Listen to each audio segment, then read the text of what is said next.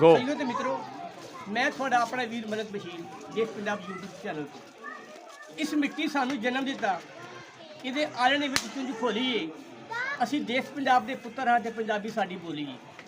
ਸਹੀਓ ਤੇ ਮਿੱਤਰੋ, ਅੱਜ ਵਰਲਡ ਮਦਰ ਲੈਂਗੁਏਜ ਡੇ, ਤੇ ਉਸ ਹਵਾਲੇ ਨਾਲ ਸਾਡੇ ਕੋਲ ਸਾਡੇ ਬਹੁਤ ਪਿਆਰੇ ਦੋਸਤ ਵੀ ਸਾਡੇ ਨਾਲ ਨੇ,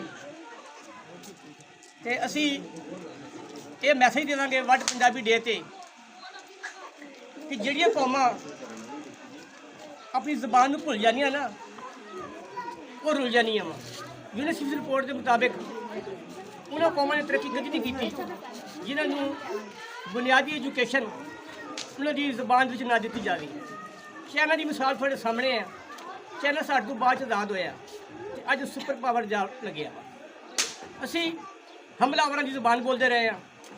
ਕਦੀ ਅਸੀਂ ਬਿੰਗਾ ਚਿਬਾ ਮੂੰਹ ਕਰਕੇ ਅੰਗਰੇਜ਼ੀ ਬੋਲਦੇ ਹਾਂ, ਤੇ ਕਦੀ ਅਸੀਂ ਅਰਬੀ ਵਾਲੇ ਪਾਸੇ ਜਾ ਵੜਦੇ ਹਾਂ, ਤੇ ਕਦੀ ਅਸੀਂ ਫਾਰਸੀ ਵਾਲੇ ਪਾਸੇ ਜਾ ਵੜਦੇ ਹਾਂ।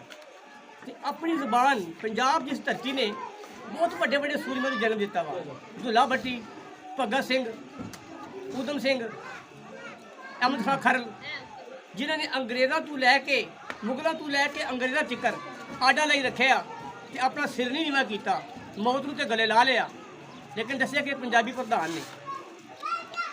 ਤੇ ਮੈਂ ਇਹ ਅੱਜ ਮੈਸੇਜ ਦੇਵਾਂਗਾ ਕਿ ਖੁਦਾਰਾ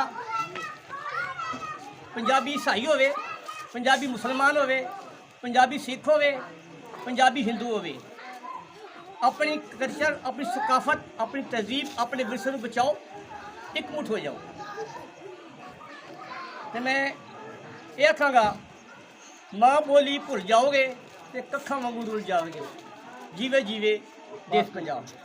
पाकिस्तान जिंदाबाद।